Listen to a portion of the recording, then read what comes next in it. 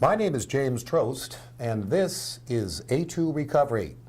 Our program focuses on issues relevant to the Ann Arbor alcohol and drug recovery community. Today's guest is Vincent Swain. Mr. Swain attended Washtenaw Community College and also attended Eastern Michigan University. He is a certified addiction counselor and has worked with the Washtenaw County Juvenile Youth Services for 10 years through Dawn Farms, and has been involved with the Washtenaw County Jail Community Program for Adults for the past 3 years. Vince Swain, welcome to A2 Recovery. Thank you. Vince, why don't you start us off by telling us a little bit about your background, growing up, and some information to let us know you a little bit better. Oh, thank you. Well, what I always like to tell people is that I was born on the east side of Detroit, grew up there for a few years, lived in West Virginia for a few years, roughing it, and then at one point ended up living in Livonia and other parts of Detroit, that sort of stuff. My father was an alcoholic and drug addict who ended up dying from this disease at the young age of 36. And so my family, my mother remarried and got a stepfather, well, I got a stepfather, and he was a military man, much different than my father, who was amidst his disease. And, you know, the story is pretty much the same as everybody else's. You know, I went to school, I was in high school, I was always in accelerated classes, always involved in stuff. I played sports when I was younger, involved in drama, involved in music, involved in a bunch of different stuff. And at the same time, I also started dabbling with substances. Like most people when they're younger, although it's probably changed a little bit.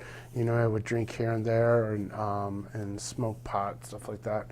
But I also dabbled in other things like acid and pills and that sort of stuff as it came along, and sort of maintained this other life where I was involved with school and stuff and doing a lot of things.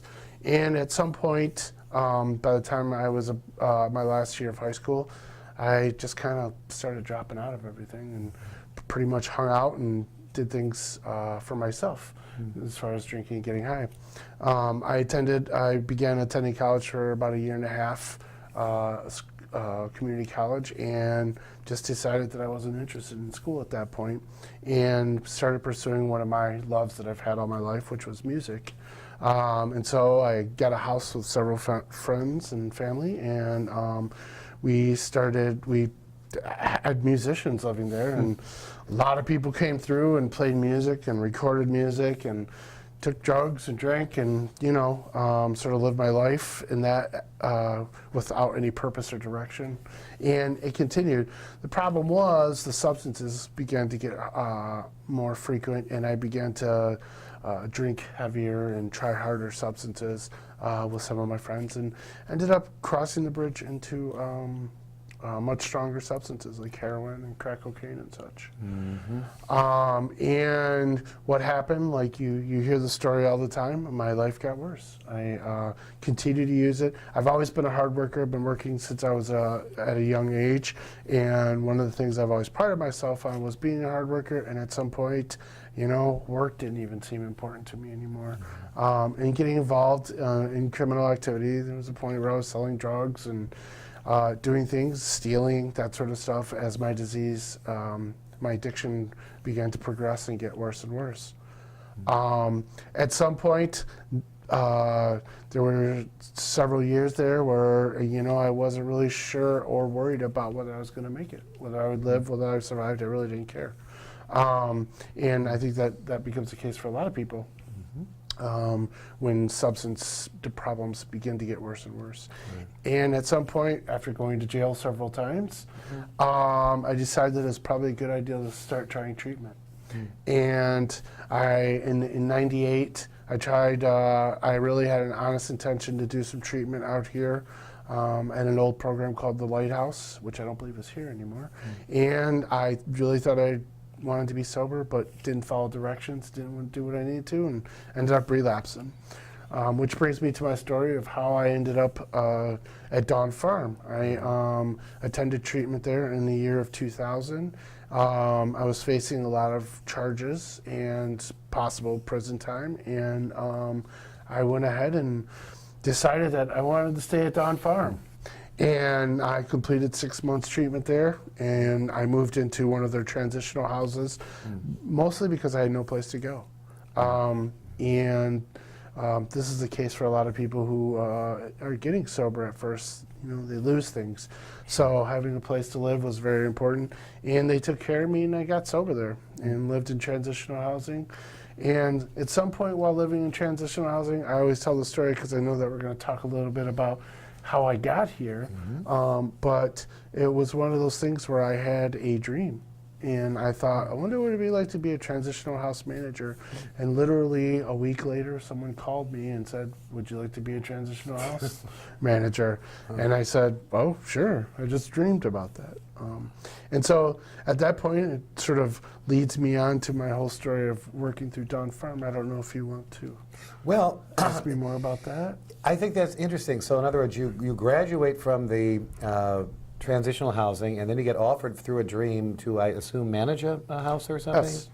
Still live there and manage a house. And you finished the Dawn Farm program, Yep. and now we're going to be staying with Dawn Farm. Is that correct? So tell us how that happened. Their transitional housing is something where you live there and you pay rent and such, and you work. And so what it was is I had lived there for 6 months paying rent, and then got asked to run one of the houses. We have various houses throughout the community, and a lot of times people will take advantage of it and stay there the full 2 years if needed, including services for mothers who have children who don't have anywhere to live, that sort of stuff. So while living there, I became what we call a resident aide at our residential facility. And basically I would be there during the evenings and at night, stay the night, do the overnight, something I still do a couple of days a week, get to work with clients. And at some point I became a full-time resident aide there during the day. Could you I mean, I think for most of our audience, I guess the question I would have would be, you know, this is a transitional housing. This isn't like someone getting an apartment. There must be some kind of restrictions, I would assume. I mean, you're somewhat of a monitoring. I would be there, I guess, if I'm trying to quit a drug or alcohol and I'm there. What kind of monitoring happens to someone within this environment? That's a really good question. So there's basic requirements to live in a transitional house. You start out by attending 9 AA or NA meeting, 12-step meetings a week. You work full-time. You're drug tested and or breathalyzed if need be. And part of the job is, or not part of the job, but part of living there is that you have responsibilities. Every person in the house is given responsibilities. You're to do things like the basic things like cleaning the house, cooking, that sort of stuff, but also to go out into the community and get involved in other community resources and volunteer.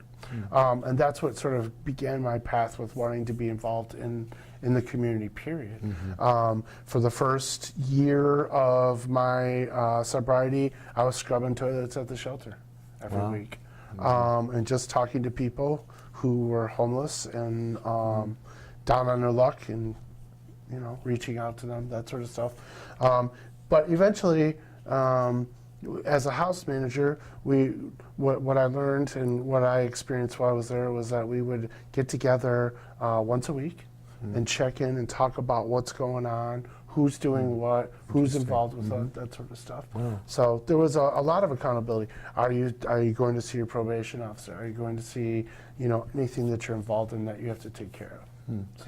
It sounds to me at one level you've kind of become addicted to addiction in terms of your life focus at this point, the transitional housing after your treatment, but that's not the end of it, right? Just the housing is the beginning for you as it relates to a career.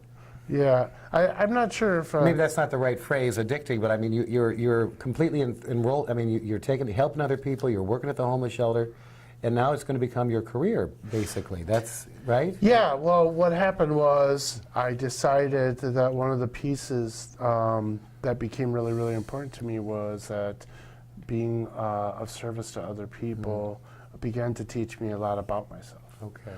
For those who do or do not know, the root of this disease is selfishness and self-centeredness. And so it gave me ample opportunities all the time to reach out and be of service and begin to get out of myself. So that was a huge piece of it, which also motivated me to go back to school. Okay. In 2004, I tell people this because I think it's kind of important, but I got involved with children's services without ever having the notion or the thought of working with children. And the only reason why it happened, which was also the same year that I decided to go back to school. But the only reason why it happened was because I realized that there were pieces of my childhood that was missing, and that by having this experience, by doing these things, it ended up becoming something of a healing process. And so from the outside, it would definitely look as though, you know, like, wow, you're addicted to doing all this stuff. But really, on the inside, it was a healing process, growing process, and working with kids was just, it really changed me. In fact, you did that for 10 years. What does I guess a certified addiction counselor, what kind of kids, I mean, what teenagers, right? I mean, where did he get these kids? I guess, you know, where do they come from, and how do they interact? Why are they interacting with you? I guess would be the question. Well, and that's the part. So after spending time living in transitional housing and finally getting out into the world, getting my own place with other people, and right around the time that I got offered this, there was a new role that was being created in this community, but more importantly, that had been happening out west and on the East Coast, is a role or a title called a recovery coach, a recovery support specialist. And it was very, very important at the time, and one of the wonderful things that Dawn Farm ended up doing, and that was that there's a place between treatment and there's a place between getting involved in the recovering community. And the people realized that these people who were in recovery could help people transition from living in treatment facilities, transitional housing, and being comfortable living in the community. So they were like coaches, like football coaches, baseball coaches. And they said, you know, you do things in the community that have nothing to do with your recovery. Like, why, you know? And I was like, well, because the community is where I live, and the community, there's a bigger piece here, you know? Like, I'm really glad that the community embraced me and helped me, but if we don't have a healthy community, then what's the point, right? I don't want to live here, right? So I was like, sure, you know, I kind of made it up as I went along at first because I wasn't really sure. And what I had to do is I had to learn how to communicate with youth and get connected with not only youth in the court system, but youth in schools, and doing outreach in schools and stuff like that. So building relationships with community sources as well.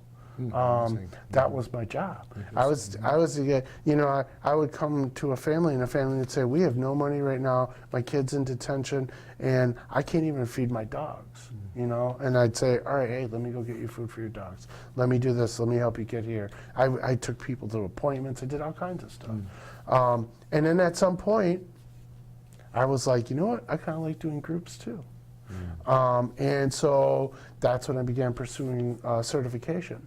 And I got really, really blessed. I was grandfathered in at that point because it's a lot of work to receive that certification, a lot of hours being involved. And because of being involved with the community, being involved with the juvenile youth facility, that sort of stuff, I got to get lots and lots of experience. Whereas as it would take people 10 years to get all this, I got it in less than 4. Wow, that's quite impressive. You know, for those people who aren't in the recovery community, I mean, what is Dawn Farm? Why, you know, it sounds like I don't know, you know, something going out and helping chickens or something. What Dawn Farm as an organization? What is that? Dawn Farm started in 1973. There was a couple guys in the community, Gary Archie and Jack Schultes. Basically, there were a couple guys in recovery who decided that they wanted to buy a house and help people who needed a place to live have support. And they bought this old house on Stony Creek Road, and they bought a little bit of the property, and long story short, they fixed this house up, and it was a terrible house. And Jim Ballmer, the president of Dawn Farm, was a person who was on the board at that point. He thought it was a terrible house, and they fixed it up, and they kept it going, providing services. Huh. And they took small steps over the years, and what they did was they ended up, slowly building a connection with the community, the recovering community, places like the Washtenaw Alano Club, stuff like that. They built relationships, and that's what people would do. They would go to Dawn Farm, and they would go to these meetings at night, and they would get the support, and they'd learn how to get jobs and function again. And they kept doing that, and they kept growing and growing, and as the years sort of progressed, they expanded. Interesting. Okay. At some point, I think one thing that's important is the old farmhouse burnt down. Okay. And what happened was the community, they raised money through the community, and the community built the new. So the new place is a little bit better than the old house that you're describing. Is that correct? Although I have to say, when I say new, we're talking late 90s. So, okay, yeah. all right. Well, you said they were getting relationships with various members of the community. Apparently, one of them is the Washtenaw County Jail system, in the sense that not only are they helping in a variety of programming throughout the county, but somehow they decided to come up with a program where they're actually getting involved with inmates at jail. Could you tell us a little bit more about how Dawn Farm got involved with this jail program? Yes. There was a gentleman by the name of Pete Tizio in the mid-90s who was going in as part of the AA meeting there. And he ended up at some point building a relationship, and they began doing a class in there for services. Basically, it was a class that you came to about 12 times, and you learned about addiction, and if you wanted continuous support afterward, that we would try to hook you up with people in the community and that sort of stuff. And it sort of stayed that way for several years. And then in the early 2000s, right around 2003 to 2004, something like that, the relationship, was continued to be strong and that sort of stuff. And they began doing more coordinated, intensive programming. And what happened is again, they were working with people in the jail, but they also began working with people across the parking lot at community corrections. So providing the same sort of intensive outpatient class, and that sort of happened. As of earlier this year, or I'm sorry, the end of last year, the services have continued to sort of grow, and we expanded the services as far as just about doubling the amount of people that we could help, but also providing extra support, getting people more involved in housing and helping with like job programming and all that sort of stuff, and working in coordination with services over at the Community Corrections Building. There's a lot of outreach people who are over there sort of connecting with us and us connecting with them, and really sort of began to expand out the services that people can get and diversify what services they could get. For people who've never had experience with treatment services, we have a beginners program now. But also for people who want to continue with the recovery, we have relapse prevention programs and continued supportive housing. We offer it to people, that sort of stuff. Well, that's interesting. I guess I think particularly for people who haven't been in the judicial system, the in-house program that you monitor at the Washtenaw County Jail is comprised of, inmates who are there. I mean, they're obviously a captive audience. I know that's some ridiculous joke that I'm sure you've heard too many times. But could you explain? I mean, if I'm in jail for whatever issue that I have, and again, jail is more short term than prison, and there somehow would be participating in your program in the jail while they're serving their time. What kind of a program, how is that designed, and why do you feel why the taxpayers would find that a beneficial use of their tax dollars for someone in jail for treatment? Well, so first thing I would probably would like to say and address is that this is a program that's funded by grant, not necessarily involving taxpayers. Good. Let's make that clear. Yeah, because I always like to say to people that I'm there to provide services for substance problems. But with that being said, as far as what Washtenaw County Jail does or anything like that, we don't really, we don't get involved in any of that stuff. Why do I think it's important? Because historically, if you know anything about the history of addiction, there was a point in time where many people were housed in various sanitariums and that sort of stuff. And many of those places that used to have funding closed, and a lot of people were sort of put out into the streets and that sort of stuff. And there was a lot of people who ended up becoming part of that system. And with that being said, I think one of the things I really like about this county in particular, because there's so much diversity, because there's so much culture, because there's so many, there's universities, that sort of stuff, that I think that that diversity oftentimes puts us in a position to look at a lot of different pieces that are moving in our community. And so why do I think it's important? I think it's important because I think that there's a lot of people who need help who don't even realize, or look, what I always like to say, don't get the chance to stay still for 5 minutes to figure out what that problem is. If you know anything about the homeless culture or anything like that in this community, it's something that's moving all the time. And there's a lot of moving pieces and there's a lot of problems. And in any city that you go, there's pieces that are good and pieces that aren't working, And I think that is one of those things where they have seen over the years that there have been lots and lots of people who have been supported with early treatment and continued to maintain that treatment when they got out in those supportive services and continued to improve their lives and change them. So we certainly have an investment in that. What good are they if they're not contributing to society? And why giving up on them, which is what they did 40 or 50 years ago, and put them in sanitariums was a horrible thing. Powerful, yeah. This is always a question. It's hard because everyone always wants to know. Well, what is this is great. I mean, this is Ann Arbor. This is liberal. We believe in treatment. We don't believe in punishment. We believe everyone's going to make it. Do you have any way of quantifying?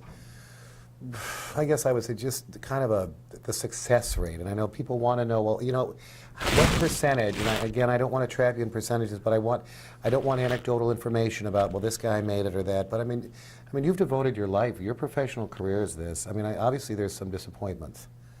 But I mean, from your perspective, particularly again as it relates to this program, do you have a sense of the number of people who, if they didn't have this, that that because of this intervention, that this made a difference in their lives? I mean, I guess if you didn't, you wouldn't do it. But I'm just, you know what I'm saying? Is there any way that you get a sense from your experience that this really makes a difference? Yeah, so I'm going to answer that question. I've heard a couple guys, when you talk about substance abuse, substance dependence, right? It's sort of like talking about any other disease. What's success with cancer? What's success with AIDS? What's success? And so for each of those various diseases, there are things that they measure or quantify for what success is. Ultimately, they're all diseases that can kill you, right? Right, I'm sure. Now, we talk about quantity versus quality of life. Yes, I know in 2016 that we served 283 people. 226 completed. So the first measure of success would be that they completed programming, whether they're in jail or across the parking lot. So 226 people participated in what specific program? Both programs. The outpatient in the community and the jail program? Yes. Okay. Yep. All right. So out of 283 served, 226 completed. Okay. All right. 44 were non-completions. So those are people that either quit, didn't feel like they needed the service, that sort of stuff. And 13 were early releases. So that's why they didn't get to complete. Okay. Right? So with that being said, successfully completing the program Okay. is your first level, right? Continued services afterwards, follow-ups, that sort of stuff, right? And up until, like it be said this last year, I mean, yes, we've tracked success rates partially based on how long people have stayed sober. But you need to understand that line where we do follow-ups, because we do follow-up contacts with them, is, well, what does sober mean, right? So the baseline to what a person wants when they come into treatment could be different for various people. For us, sobriety is not using any substances at all. So the way we track it is we will call, we'll check them, we'll see, hey, how long have you been sober? What's going on? How many years are we working on? How many days? How many months? Oh, you relapsed? Well, how long did it take you to get back into treatment, or to get back into recovery, or to get sober again? So there's different ways to, different variables, that's the word I'm looking for, to sort of quantify this and look at it.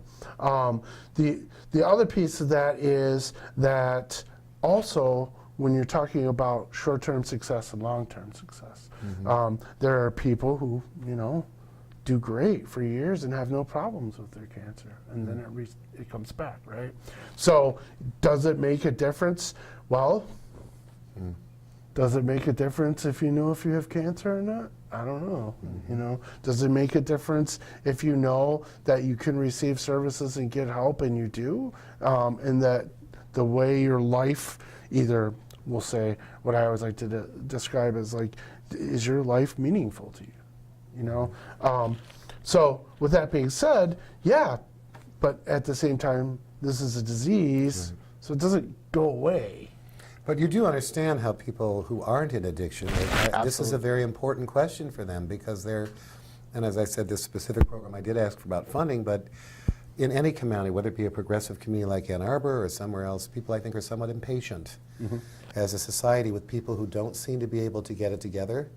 The endless relapses, the treatment programs, and the seeming like a big business, and ruins families, and of course the addicted person doesn't even have any conception of how much damage they've done to their own family or their own lives, because that's, again, part of the disease.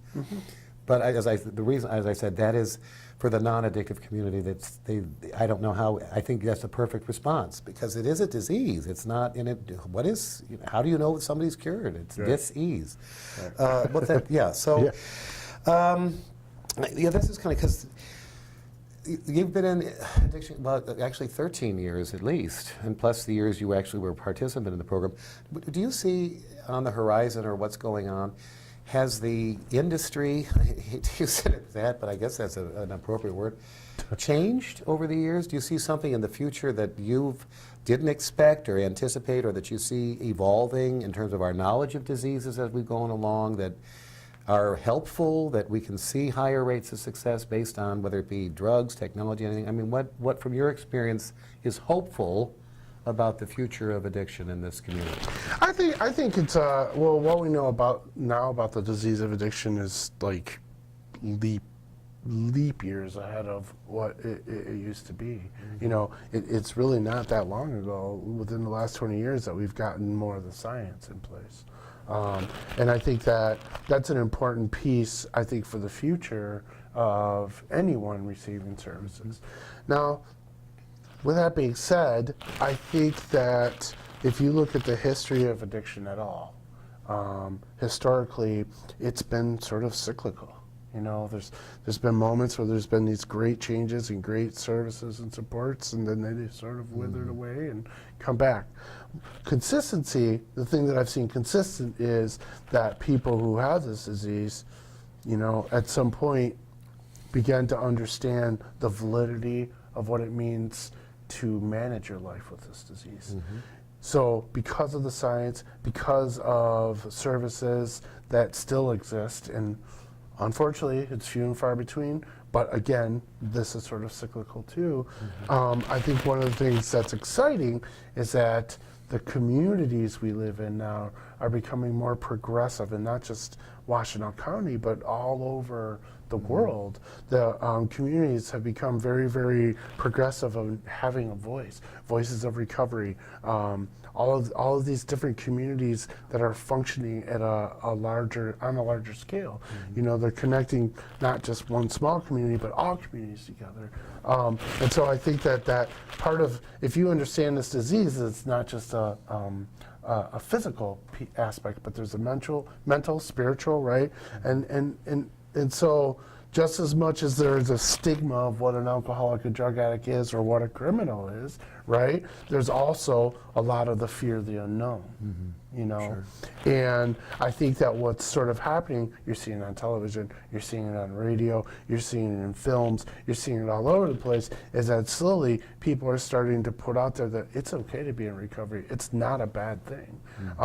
And I think that progression has been the hugest leap. The science and the understanding that a recovering community can be a very, very powerful thing.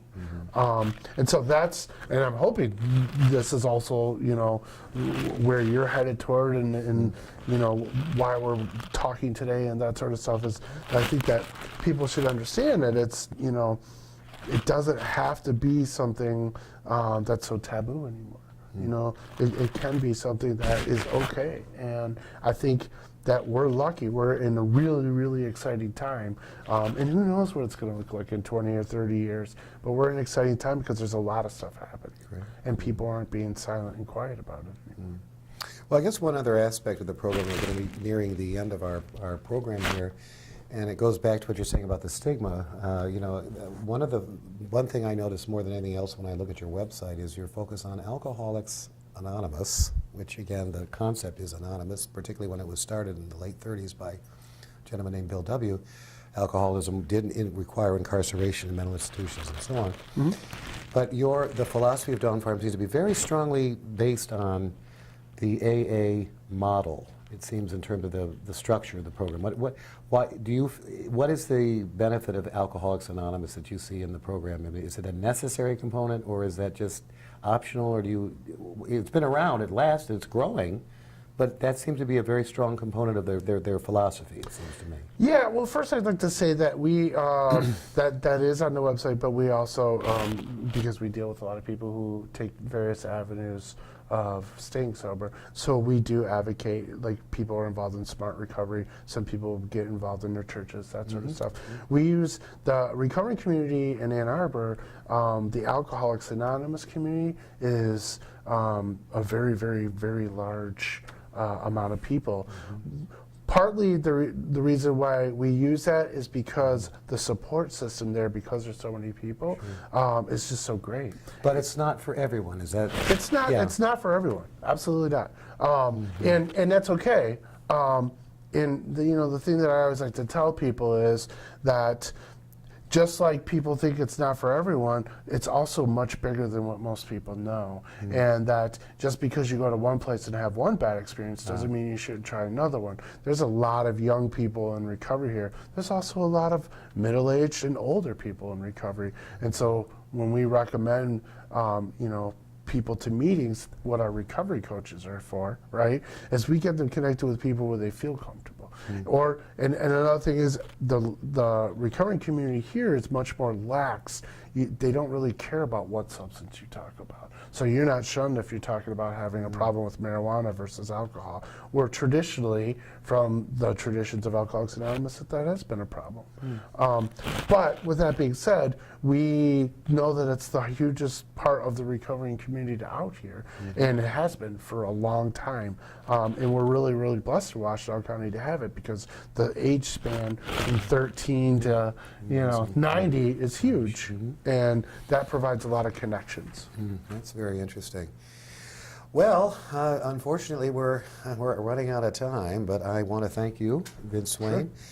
I also want to let you know that if you know of someone trapped in the horrors of addiction and you'd like to learn more about the services available at Dawn Farm, you can visit, and this will be on our credits, you can visit our website, but you can go to www.dawnfarm.org, or you can call them locally here at 734-485-8725 or